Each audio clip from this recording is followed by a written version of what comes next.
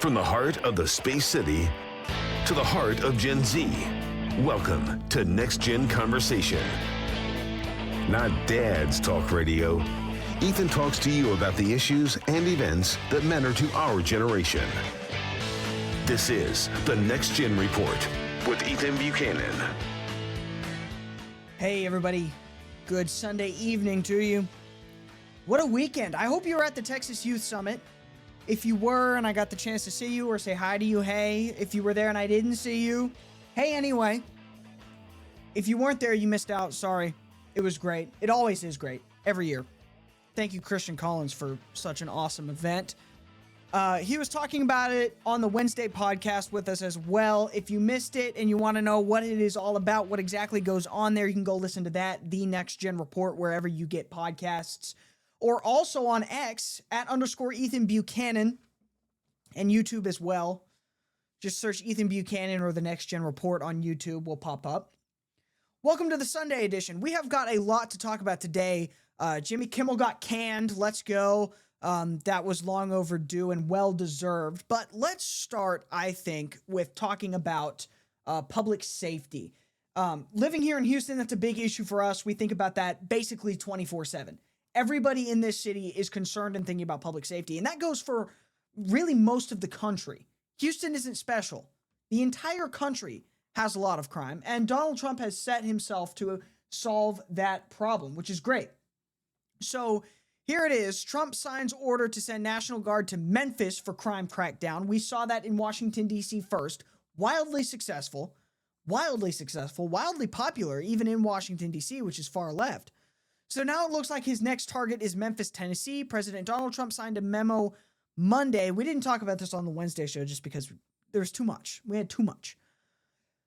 A memo establishing a task force in Memphis, Tennessee that would mobilize the National Guard and other federal law enforcement agencies to crack down on crime similar to steps taken in Washington, D.C.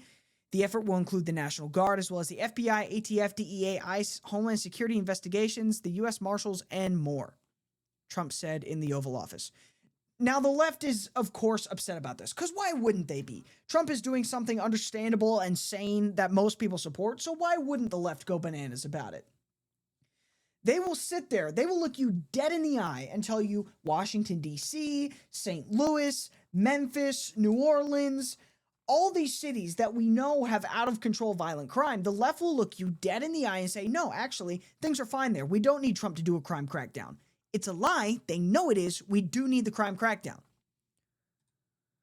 From the Hill, Memphis, the second biggest city in the red state of Tennessee, tops the list of top 10 most violent cities in the U.S. with 2,501 violent crimes per 100,000 people, according to data from the FBI. And the left will still look at you and say, no, we don't need this. Oops. You know who will look and say, yeah, this is a problem. We need to do something about this, is the freaking governor of Memphis, Tennessee. Well, of Tennessee, including Memphis. Governor Bill Lee, he's coming out there and saying, just as Muriel Bowser of Washington said, hey, actually, we do have a problem. Actually, we do want President Trump's help. Take a listen to this. I've been governor for 7 years. I'm tired of Memphis being held back by this continuous issue of crime. We've put tens of millions of dollars and deployed additional resources for law enforcement. We have worked really hard to make the situation of crime better in Memphis, but I'm tired of Memphis being held back. I'm tired of being asked by CEOs about whether or not they can make investments in this city and how bad the crime really is. I am at a place in my work and my understanding of how great a city this is and what its potential is and how much it's being held back by crime. I'm at a position to say, if I can have a resource available to me to use it, any resource available to use it, I want it. I want to utilize the National Guard. I want to utilize the Drug Enforcement Agency. I want to utilize the FBI. If this can come in and help our local police and sheriff's departments execute on the eradication of crime in Memphis, I'm going to do it. And he says a lot of things there that maybe most people, it might not really hit them very hard because, frankly, most of us don't live in Memphis. If you're listening to this show right now, you probably live in Houston. But I've been to Memphis. I love Memphis. I think Memphis is great. I'm a big Elvis fan. I love seeing Elvis's house. I went there and I visited. I did the big tour over there. But also, I just love the city. It's a great city in concept. There's a lot of good food there. Of course, it's a music superpower. It's an awesome city. But I've never taken my wife there. And I'm not going to for this foreseeable future for the same reason I won't take her to Washington. It's riddled with crime. It is. Like I showed you the headlines. It's number 1 on the FBI's top 10 list. Number 1. You don't just get there by accident. It's a terrible place to live because of the crime. It's a great place to visit, but you got to stay in really specific areas, and you probably shouldn't even really visit. You know who else knows this? Is the actual residents of Memphis, Tennessee. Here's this random guy named Dwayne Mitchell. I guess some local station there, some local TV station there, caught up with this guy outside of a strip mall. And here he is saying, hey, we need this to happen in my city because it's dangerous here. We need help. If it can save one life, I'm happy with it. People could be concerned that they're, it's not normal to see, militarized people out in the street. No, it's not. It's not normal, but I mean, if that's what it takes, that's what it takes. They have to do what they can to kind of take back control of the city. We need. Do what you can to take back control of the city from violent crime. We shouldn't accept that in any of our American cities. We just shouldn't. Citizens should be able to say, yes, this is my city. I live here. I voted for the elected officials. I know who's in office and I know why. And I don't need to have my city taken back from gangs and thugs and murderers. That's the situation in Memphis. That's the situation in any number of left-wing cities. And Democrats will look you dead in the eye and say, no, this is fine. Donald Trump should not try to clean up the crime in this city. It's baffling to me that they wouldn't just do that themselves, that we even got to the point where Donald Trump feels like he needs to. But if he's going to do it, go for it. Knock yourself out. Everyone should be behind that. All right, we got a great show coming up. Stay tuned. We got to take a quick break, but we will be right back with more of the Next Gen Report in just a few minutes. Thank you very much.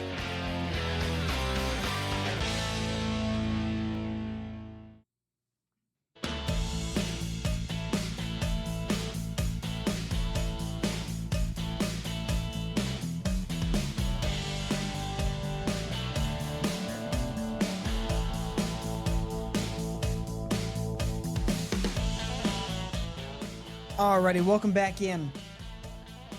Remember, @_Ethan Buchanan on X. Go give me a follow if you have not already.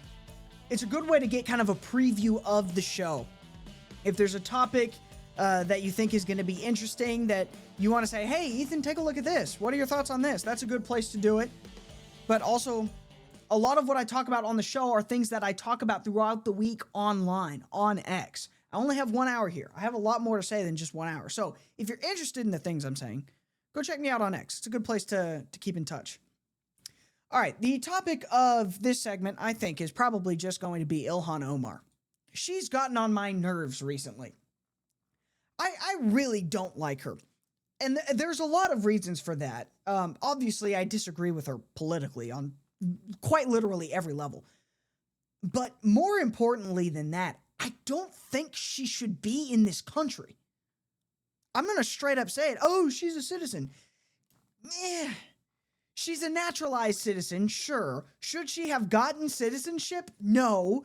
Should we look into revoking that citizenship by any means necessary? Yeah, absolutely. She clearly is not interested in the United States of America. She does not care at all for the American people. She does not consider herself an American. She's a Somalian. She is, by every stretch of the imagination. That's why she's here. She's here to be an agent for Somalia in the United States of America. She's said this openly. But let's start first with how I kind of originally this week got thinking about her and how she kind of worked her way into the headlines this week. So on Friday, there was a vote in the House to just honor Charlie Kirk as just a victim of a political assassination. Here is Rapid Response 47, one of Trump's White House X accounts, calling out the Democrats who voted against it. Now, this was not politically partisan necessarily. This was just saying, hey, Charlie Kirk was a good man who was a victim of assassination. You don't have to agree with him, but political assassination is bad, and we honor him as a victim of that. And 58 of the Democrats voted no. Now, I'll remind you, by contrast, the two members of the Minnesota House of Representatives who were recently victims of political assassinations, allegedly political assassinations. We don't really know the details there. It's hard to iron out the politics of the man who killed Melissa Hortman, who was the Speaker of the Minnesota State House. He apparently was a registered Republican and had voted in Republican primaries, but at the same time, he had been appointed to serve in a couple of positions throughout Minnesota state government by the very left-wing Democrat Governor Tim Walz, so we don't really know. But regardless, their political assassination was bad, if it was political. And if it wasn't political, their assassination was bad. No Republican has a problem with saying this, and no Republican has a problem voting on a resolution to condemn it, because that resolution a couple months ago passed the House unanimously. But yet, 58 Democrats, including the usual suspects, AOC and Ilhan Omar, voted no. If you can't vote against condemning political assassinations, I don't think you should be in Congress. I don't think you should be in this country. Ilhan Omar could not do that. But that's just one of her many recent crimes. Here is a video of her going out and saying, oh, those of you that are trying to, and I use the word crimes as a joke there. I have to say everything so literally these days. I freaking hate it. But anyway, here is Ilhan Omar at a church, no less. And I'll remind you, Ilhan Omar is very Muslim, and she's very proud to be very Muslim. So here she is in a church for some reason, speaking to a bunch of Minnesota voters, saying, hey, if you're trying to rewrite Charlie Kirk's legacy, presumably as anything other than being a MAGA fascist, because that's what she thinks Charlie Kirk is, then I think you're full of crap. Except she didn't say crap, so I'll censor, not censure, because that's different. I can't do that, but I will censor it. Here she is saying that at this town hall in a church. You gotta be kidding me. I do believe those of you who are interested in rewriting this hateful man's history are full of shit. Thank you. And then, of course, everybody goes nuts cheering for her. They go bananas.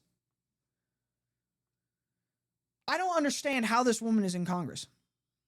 And this isn't the first thing she had to say about Charlie Kirk either. She's been speaking out very vocally against Charlie Kirk. Here is Texas state representative, or not state rep, but a representative from the state of Texas, Brandon Gill.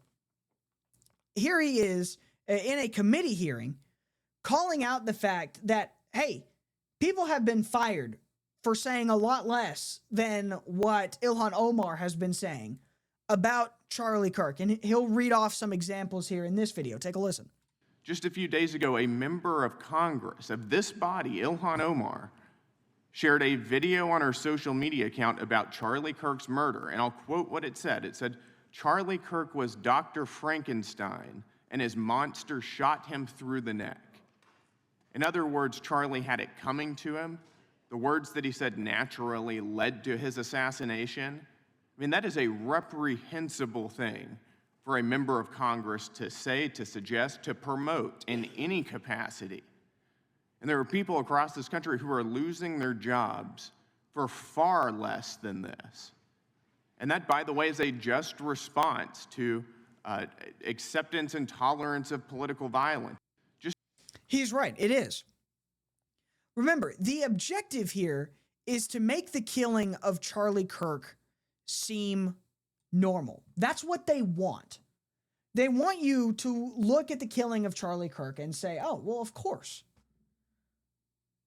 That's why they keep comparing him to Hitler, to fascists, to Nazis, Because why wouldn't you kill Hitler? He was a terrible person, right? He murdered 6 million people. Of course you kill the fascists. That's why they keep calling Charlie Kirk a fascist. That's why they keep calling all the other Republicans they don't like fascists. This is very intentional. Victor Frankenstein was a bad man. He created a monster. Of course that monster would kill him. It's the same thing. It is. And this is the type of person that we not only say, hey, welcome to America from the third world crap hole country of Somalia. Not only welcome to America, not only will we allow you to stay here, we'll grant you citizenship. You're one of us now. You have the same rights and privileges of everyone else. Welcome. Not only will we let you stay here, will we grant you citizenship, we'll elect you to Congress. You're now one of our elected officials. That's supposed to mean you're out to do everything you can for the benefit of America. But no, she's clearly openly here in office just to benefit Somalia. I told you she had openly said this, and I wasn't kidding. Here she is openly saying this. She's saying this in whatever language they speak in Somalia, by the way. I don't know what language it is. But here she is at this rally, openly saying this in her native tongue, that, yeah, I'm here to serve Somalia. Take a listen. We must fix our roads. I am an American migrant in the U.S. Congress, but I am a Somali girl, a girl with your lineage, a girl with your language, a girl with your religion that was taken, a young child taken from her country, that misses her country and wishes to live there. All right, let me stop you right there. Get out. You wish to live in Somalia? Get the hell out. Go live in Somalia. Nothing is stopping you. Not a damn thing. Why are you living in the United States if you want to live in Somalia? Get a plane ticket. Leave.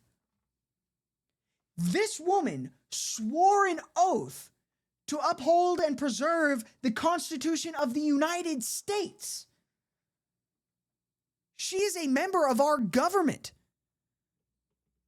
And yet here she is openly saying, no, I want to be a Somalian. I'm a Somali girl from Somalia. I don't want to be here in America. How? How do we allow this? How did she get citizenship? This does not make any sense to me. I can't wrap my mind around this. Allowing her to be a citizen, let alone serve in our government, is national suicide. Get this woman out. All right, that's all I've got for you for this segment, but stay tuned. We're going to be right back with a lot more in just a second.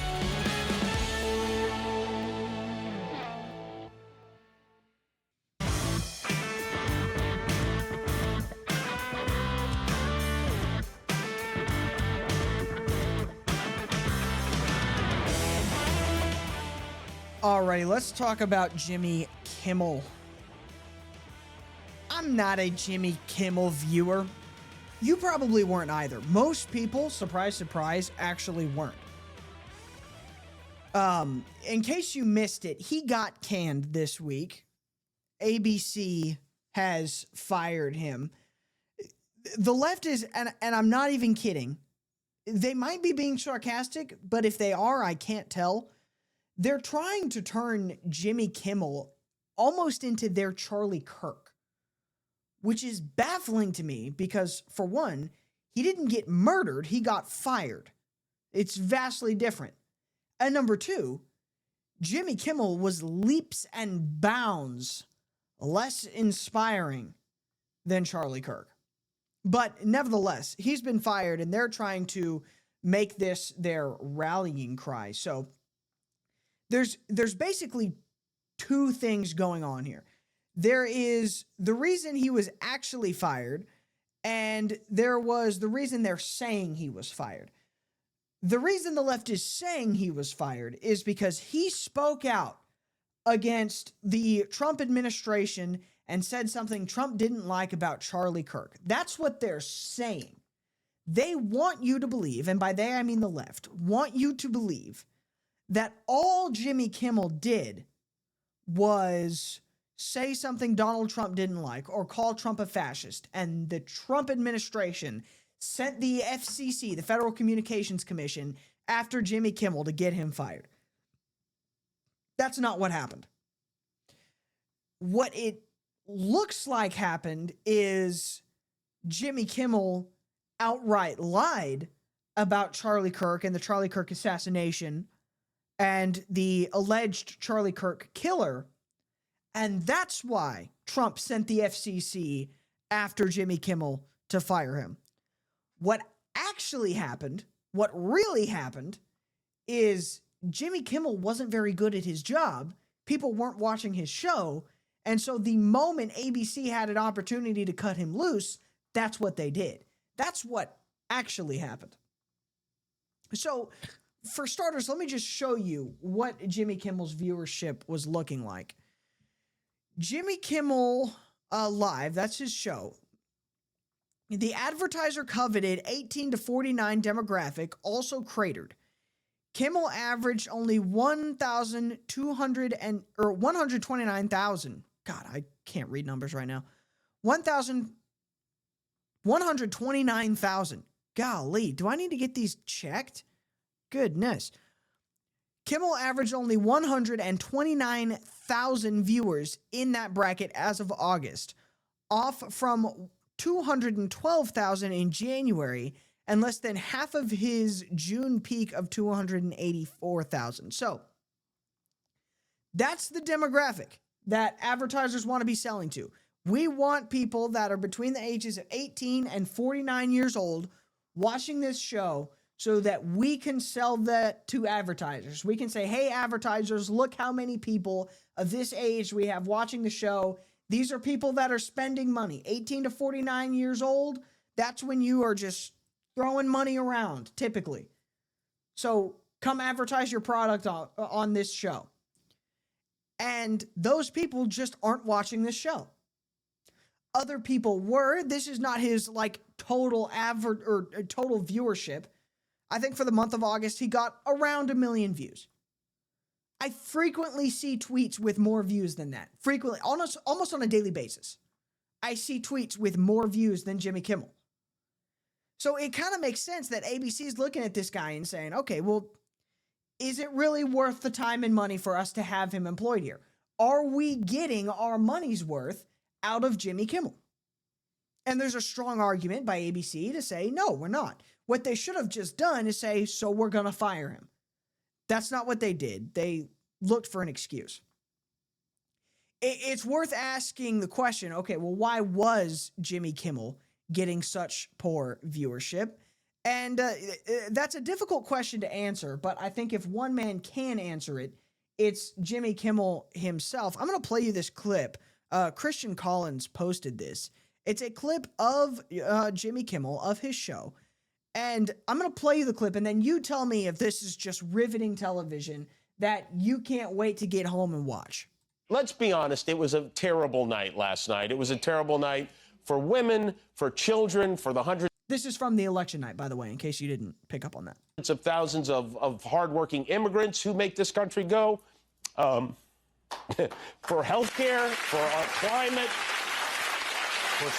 So, just so we're on the same page, he's so beat up about Trump winning the election that he tears up on live television. I don't know about you, but I'm not particularly interested in going out of my way to just watch a grown man cry because he didn't get his way in an election. That just doesn't do it for me. And I'm in that demographic, and I'm not alone. I'd rather go listen to a podcast. I'd rather go listen to, a comedian. I'd go watch a Netflix comedy special before I sit down and watch this.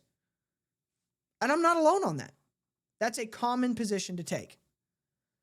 You have to give the people what they want. That's the sad reality of this business. You have to give the people what they want. So I mentioned that that's kind of the real reason he was fired, because he wasn't bringing people in. His content wasn't interesting. It wasn't good. What a lot of people are saying, oh, this is why he got fired. It's because he went and lied about the shooter, the Charlie Kirk killer, alleged Charlie Kirk killer. And he did. And that would have been a good reason to fire him, I think. I think this was just the excuse that ABC gave rather than the actual reason. But here he is on his Monday show, right before he got fired on Tuesday, just outright lying about Charlie Kirk's assassin, saying he was some right-wing radical MAGA. We know this to be false. We knew it to be false by the time Kimmel said it. Kimmel knew it to be false. It wasn't secret private information. The FBI came out and said this. Yeah, this guy who killed Charlie Kirk, he was a leftist with a tranny lover.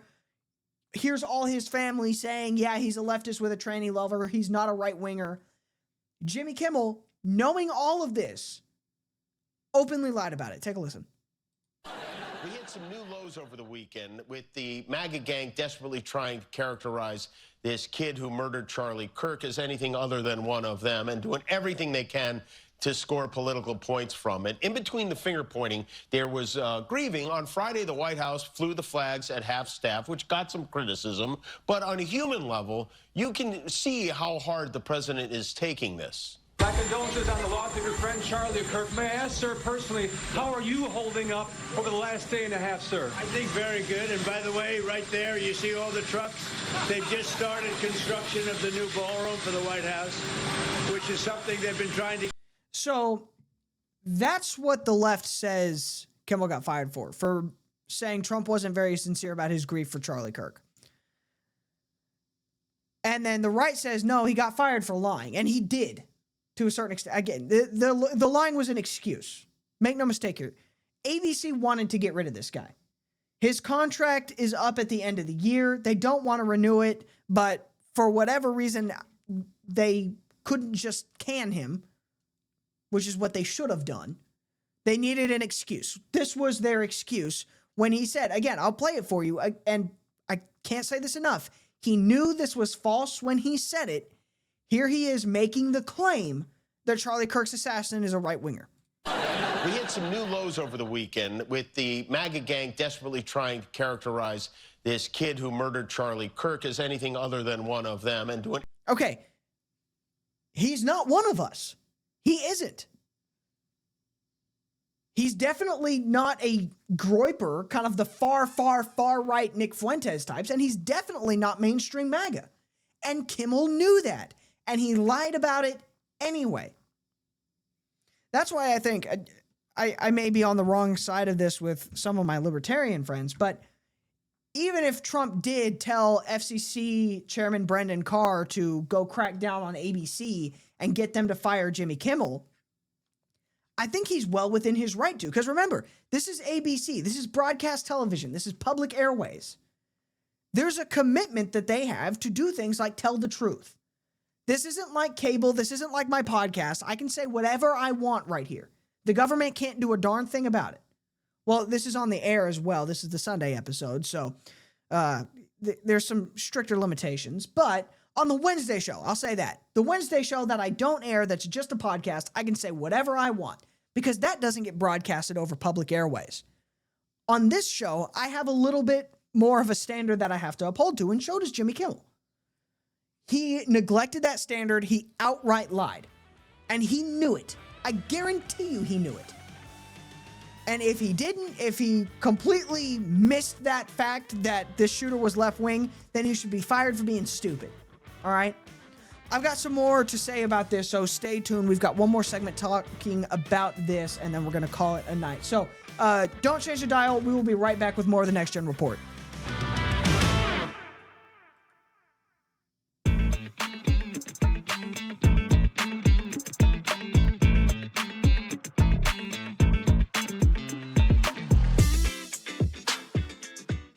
Alrighty, welcome back. Hey, I want to say one more time, if I got a chance to bump into you at the Youth Summit and you're listening now, thank you very much for tuning in. It was great to meet a bunch of folks there. I highly recommend you go to that. I had mentioned it quickly earlier in the show. I want to mention it again just because I really did have a good time. Christian Collins puts on a fantastic event every year. And if you missed it this year, stay tuned. He does it every year. It'll be back next year. You should go. It is a lot of fun every single time. So, I got to meet a bunch of people, shook a lot of hands, took a lot of pictures. So if I bumped into you and you're here listening now, Hey, nice to meet you. Okay, let's get back to Jimmy Kimmel. Oh, by the way, let me plug myself real quick. @_Ethan Buchanan on X. Now, back to Jimmy Kimmel. Of course, like we talked about in the last segment, he got canned. Well deserved. Nobody watched his show. They should have canned him a long time ago. The left, again, like I said earlier, is trying to act like this is their Charlie Kirk moment. This is what they're going to get all fired up about. This is the hill that they're now going to go and die on. That's frankly preposterous, but they're doing it anyway. I don't know why. Again, nobody likes Jimmy Kimmel. Who are you trying to motivate right now? The reason Charlie Kirk's assassination motivated so many people on the right and was such a big deal to the right is because Charlie Kirk was beloved by the right and even more politically moderate or even neutral people. Charlie Kirk was actually an inspirational people that people tuned into and listened to. Unlike Jimmy Kimmel, who ABC desperately wanted to fire and they finally got an opportunity to do so. Hate me for saying it, those are the facts. Anyway, the left is going nuts despite all this. Here is Jason Bateman. He's an actor. I honestly couldn't tell you to save my life what he's in. I know he's in a lot of stuff. I'm not trying to say, oh, he doesn't agree with me, so he must be unimportant. I know hosts do that all the time. I don't like it. That's not what I'm doing. I just don't know what he's in. I'm not that familiar with him. I know he's in a lot of stuff. I know who he is. I'm familiar with him. I just don't know what he's in. Anyway, here he is talking about, oh, how God, terrible and evil it is that Jimmy Kimmel got fired. Take a listen.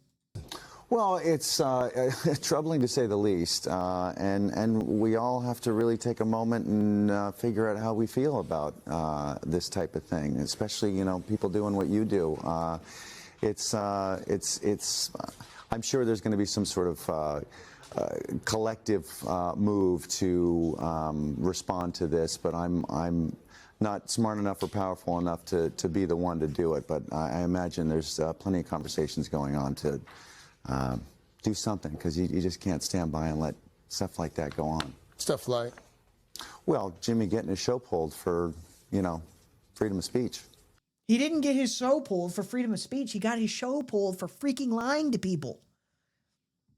Again, it's so transparent. That's another reason this isn't going to take off. This narrative that they're trying to push will not make it to Wednesday. It won't. Because it's so obvious that what he did was go out to his viewers and outright lie.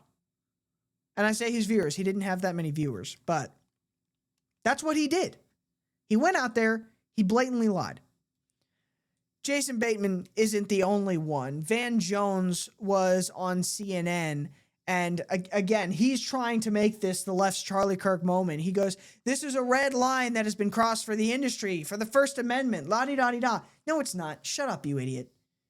You've never been allowed to go out on public airways and push just an outright lie on however few viewers you have. And I'll show you the actual FCC rules that say you can't do it in just a minute. But first, here's Van Jones getting all up within himself about how terrible this is.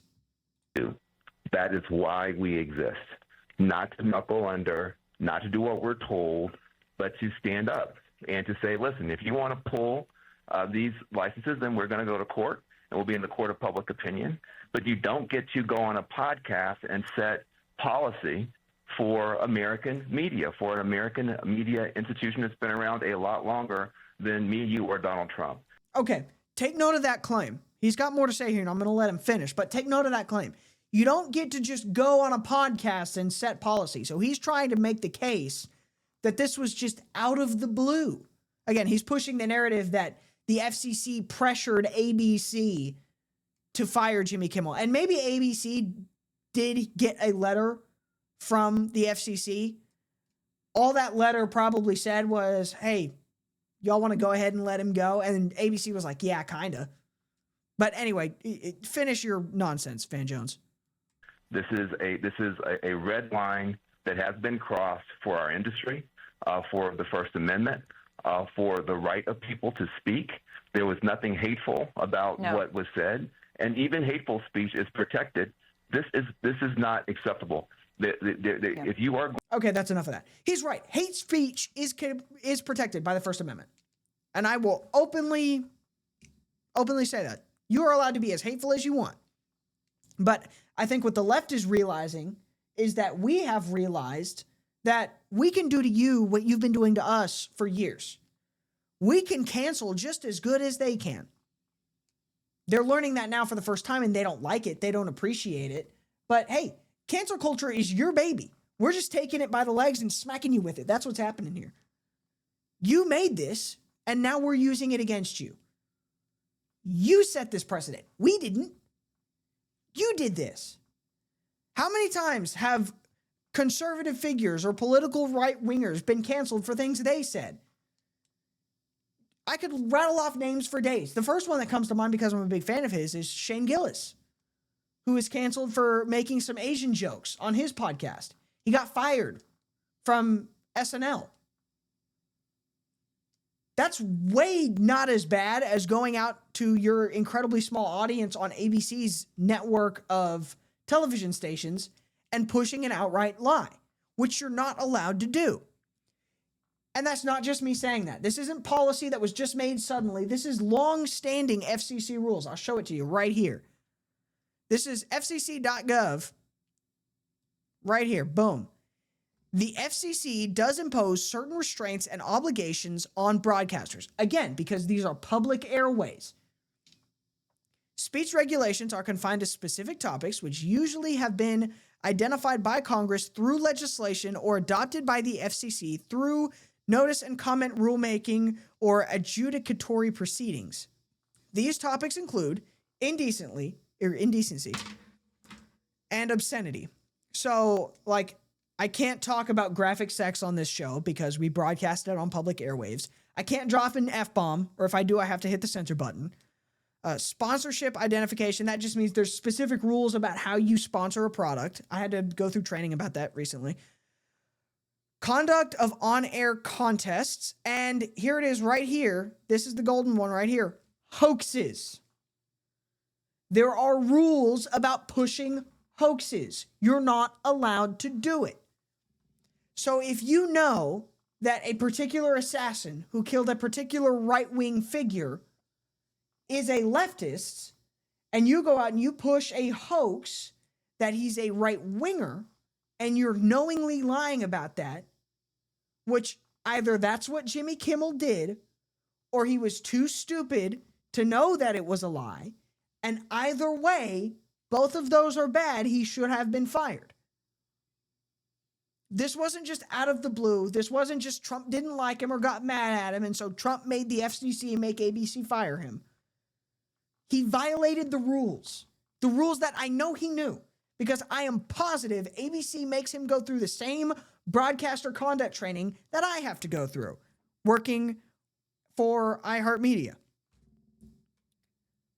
Again, this dog will not hunt for the left, but they desperately want it to. They need it to because they have nothing going on, and the murder of Charlie Kirk has radically motivated the right wing in a way that, frankly, I think they're scared of, and they should be, because we're now doing to them what they've done to us for years. We've had enough. We're playing your ball game now by your rules, and we're going to win. Because for a number of other reasons, we're just right. Pun intended. All right, thank you very much for listening to the Next Gen Report. Follow me on X @_ Ethan Buchanan. We'll see you Wednesday or right here Sunday evening at 7 on AM 950 KPRC.